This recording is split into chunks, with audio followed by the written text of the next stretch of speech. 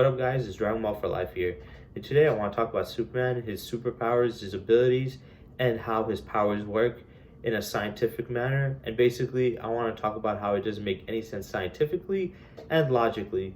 And I get it, he's a fictional character. I'm not taking this serious. This is just for fun. I just want to go through some of his powers and abilities and talk about them more on a technical level and how technically they don't really make much sense. So let's start with the first one, his heat vision. A lot of people get his heat vision confused with laser vision, and I get it.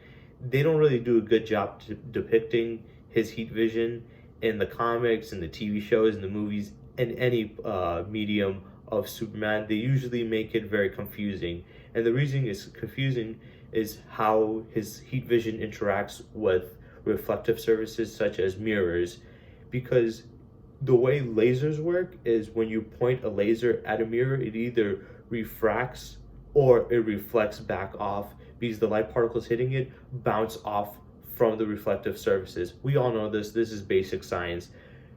But that's how lasers work. That is not how heat works. If Superman has heat vision and he's pointing his heat vision at a mirror, technically it shouldn't be reflecting off or bouncing off. Well, since heat does produce light, it would reflect off a bit of light, but it cannot reflect the heat itself off. The way a laser would work is it would bounce off of it, whereas of its heat vision, some light should reflect off and bounce off, but the heat itself should burrow a hole through the mirror itself, melting the mirror, which we've seen Superman shoot his lasers multiple times at mirrors or other reflective surfaces, and it never did that. It usually bounces off. So the way his heat vision interacts with reflective surfaces is how a laser would, which gets very confusing and technically is not correct. If it is heat vision, mirrors should not be working, because technically all Lex Luthor would have to do in the comics is basically bring out a mirror or have something like a force field that reflects light, and then it'll bounce back at Superman. But if we're going through the scientifically accurate way of how heat vision should work, that wouldn't work at all. So technically, that is a big inconsistency. A lot of times they show it as basically lasers, but they still say it's heat, but heat doesn't work the way that they show it. So that's already a problem in itself. Now let's get to his super breath. Personally, I don't think his super breath is a problem. It makes sense in the context of like the comics. He's super powerful, so if he can move very fast, if he can hit very hard, and he can do all these other crazy stuff, it makes sense that he can like suck in a ton of air and have a stronger lung capacity and push out air at a higher velocity. But the only problem I have with it is his ice breath. How is he able to create ice from his breathing and make it super cold, so cold that it's below zero? It's ridiculous how cold it gets. It doesn't make any sense. I get the fact that he can have very powerful winds coming out when he blows out, but I don't understand how he can have freeze breath with that. Like, how does that work?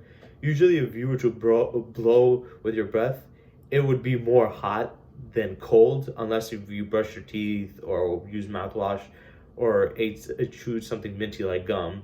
But normally, our breaths are more hotter, so it wouldn't make sense for him to have freeze breath. Like, how does that work?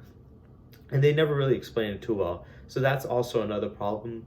Then let's go to his, super hearing. Super hearing in general, it's not a problem, but to the level of and degree he has it, it is scientifically not realistic. The way hearing works is basically when somebody talks or there's a noise that's made, there's vibrations that go and bounce off the air molecules, and as it bounces off, it hits our eardrum. There's an inner ear that basically picks up and collects these vibrations, and it basically like decodes it to make sound, to understand what we're hearing, and that's how hearing works. So it basically requires two parts: one, your ear to pick up the sound, and two, for that vibration bouncing off the air molecules to go directly to your ear or get to your ear. And that's where the problem comes, because a lot of people don't understand the fact that one, these vibrations have a range. They have a limited range. They can't go on for infinite. You can't hear, if somebody's yelling, you can't hear their yell from the vibrations that they're sending from their voice cannot travel across cities or countries. There's a limit to it. At some point, the more it goes on, the more and more the vibrations start to dissipate until the point where it's completely gone. So technically, Superman could not be hearing from cities away or countries away or either even planets away, wherever. Those distances are far too large, and by the time the vibrations, start to move those distance, they will start to dissipate. So even if he does have great hearing or super hearing, at a certain distance, it will dissipate and you won't hear it at all. So it's not basically the hearing problems, the hearing's fault. It's basically the vibrations that are created through sound. And also another problem with it is technically the information he would be getting if he did hear it, and if we did like just disregard like the distance that it would have, he would technically be getting a delayed response, because sound travels, sound has a certain speed limit. It goes at 750 miles per hour at its lowest, and at its highest, when there's like, it's hotter, the vibrations can move faster at 761 miles per hour, which is fast, but to receive information, especially in great distance, is kind of slow. When we use our computers or any other communication system, it works through light itself. So the information that we're getting is moving at the speed of light. So usually astronauts, when they go to outer space and they get far away, very, very far, like close to the moon and stuff, the transmission and the information that goes from the rocket ship to the space station, from the space station to the rocket ship, is delayed. It starts to get the information that gets sent starts to get delayed more and more the further the distance is. Sometimes it can be a couple of seconds, sometimes it can be a couple of minutes, and sound is a lot slower than light itself. So if Superman does hear it, let's say he's in Mexico and there's somebody in New York in trouble and they're screaming for his help, by the time he's able to hear it, a couple of seconds or minutes would pass before his ears would be able to pick it up. And that's where the problem will come, because if he comes a few seconds or minutes late, by the time he gets to the person will either be hurt or dead. So basically, he wouldn't have made it in time anyway. So those are the two big problems with super hearing itself. One, there is a range, and you can't just just because you have super hearing doesn't mean you can hear in any distance. There's gonna be a certain level, especially of how loud it is, that where it's gonna have its range where it's gonna just fade out.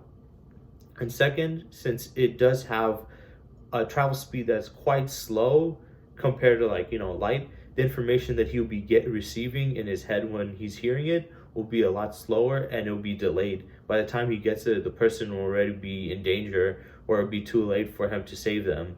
So that's also another problem, is the super hearing. Also, his super eyesight, technically it would also be a big problem, because with his super eyesight, anything that's even remotely bright would basically blind him, like a light bulb, or a flashlight, anything like that. I don't get how Superman flies to the sun and has supervision and never gets blinded or anything, because even people with regular vision get blinded by the sun by looking at it, and he's flying directly towards it with supervision. And we've seen with his hearing, with the super hearing, of there's high pitched frequencies, it can actually hurt him and make him bleed. So if that can damage him, then shouldn't him looking directly into the sun and getting super close to it with his supervision also mess up his eyes? Maybe the argument you can make is, oh well, he does absorb his energy from the sun, so it probably superpowers him, so it negates that fact. But what about a flashlight or whatever? Because if he's using microscopic vision, or if he's using super sight or whatever, they can just flash a light on him and he would be blinded. Actually, flash grenades would work super well on Superman, and I think they have shown that super bright lights have affected him. So that's also a problem. What other problem? I'm trying to think about what other problems what other superpowers that he technically has. The problem. Oh yeah, X-ray vision. X-ray vision is one of the bigger problems. Now, usually people when they talk about X-ray vision, they're like, well, technically wouldn't be shooting dangerous radiation into people, basically giving them cancer and killing them. And that is true.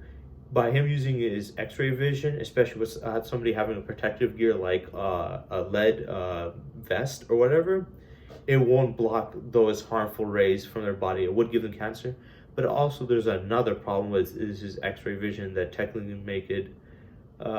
It doesn't technically makes it not work, and what it is if you look at how X-ray machines work is it's a two-part system. One is the radiation that they pour from the light itself, and two is the scanner on the back. When you pour that radiation on a person, it just shows a pure black screen. And then when you have the scanner on the back, it shows the bone structure and a bit of tissue if it's very dense. That's how you get those X-ray scans. You can't just get it by pouring just X-rays in general. You need to have a scanner behind the person, so the radiation hits the person in the front, and then scans the radiation in the back. Without it, it would just be a black screen. So technically, Superman, with his X-ray vision, him just pouring X-rays, would only be seeing black. He wouldn't be seeing into people's bodies or through walls or whatever. That wouldn't work unless he has like X-ray vision and a scanner vision that can see behind people's backs. But let's be honest, that doesn't really make much sense if we're being honest here. So I think that's also another big problem when it comes to Superman's powers. Now, his other feats, some people can make arguments that they're ridiculous, but like I said, in this video, I'm not trying to point out saying, oh, that doesn't make any sense that he can move at the speed of light. I'm just going on the technical aspect on why it would not make sense, some of them. X-ray vision does not make sense.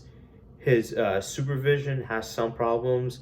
His super hearing has quite a bit of problems.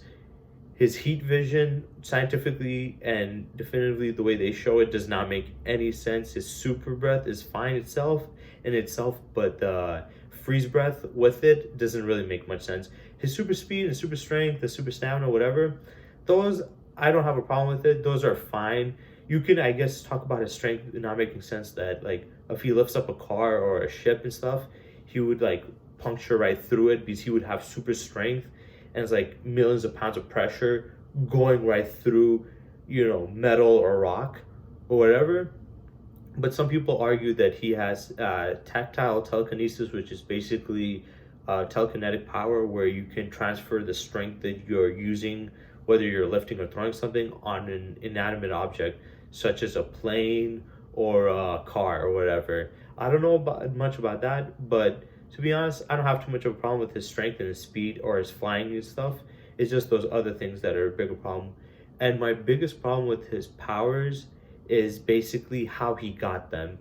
The way Superman's powers work is apparently, depending on the star that he has, it can give him these ridiculous powers. If he is in a red sun, he is basically like a regular human and powerless. If he's in a yellow sun, he has the superpowers. If he's in a blue sun, he has those superpowers and is additionally more powerful on top of that.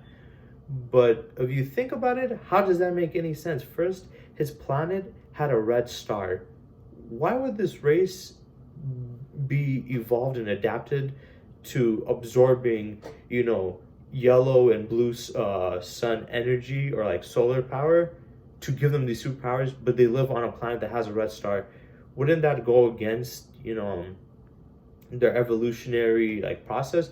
Because the way evolution works is our bodies evolve to certain situations and environments that are very hostile and dangerous, and our bodies adapt to it to be able to handle that environment, whether it's a super hot environment or a super cold environment. That's how some creatures are able to live in the Arctic or live on super hot deserts. So by definition, that wouldn't make any sense due to the fact that that evolutionary process giving them superpowers is a big bonus in evolutionary survival. But how would it come out from a planet that has a red star? Wouldn't that contradict it? Also, the fact that he's able to get all these powers just by getting yellow sun still also just doesn't make any sense at all. You're telling me that what's different between the radiation that you get from a yellow star or a blue star compared to a red star? And even if you do, how is he able to shoot out heat from his eyes, fly, have super hearing, all these other stuff. That doesn't make any sense. They've never really explained it. They've always gone back and forth with, oh, Krypton had a high gravity, so that's where he got his powers from, or oh, he can absorb radiation and store it like a battery, and that's where he gets power from.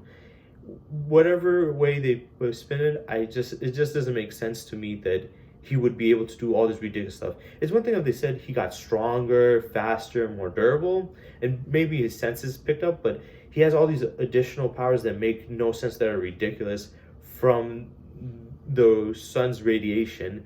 And the fact that they were evolved this way, but they live on a planet with a red star, basically meaning that evolutionary trait that they got, which is very useful, doesn't go into effect at all in their own home world. Only when they go to other planets does these powers like manifest itself, which is very, very big of a problem for an evolutionary trait. It seems very pointless to evolve this species on a planet with a red sun. Wouldn't it be the exact opposite? And on top of that, another problem with his powers and the whole, radiation stuff like that, is the fact that one of their biggest weakness is basically their own home worlds. Like pieces of their own home world that's been like mutated through radiation itself. That also doesn't make sense to me.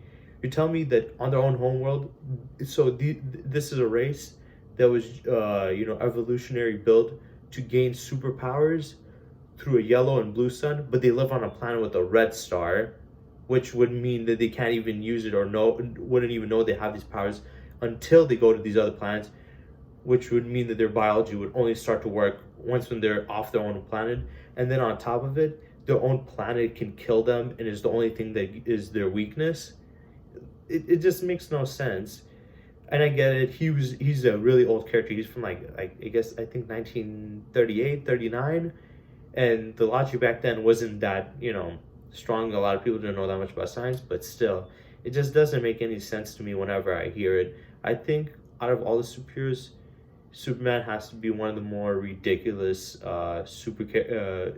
characters when it comes to like science or logically when you think about it. Well, that's it for today in this video. I hope you guys have a good day, and this is me signing out.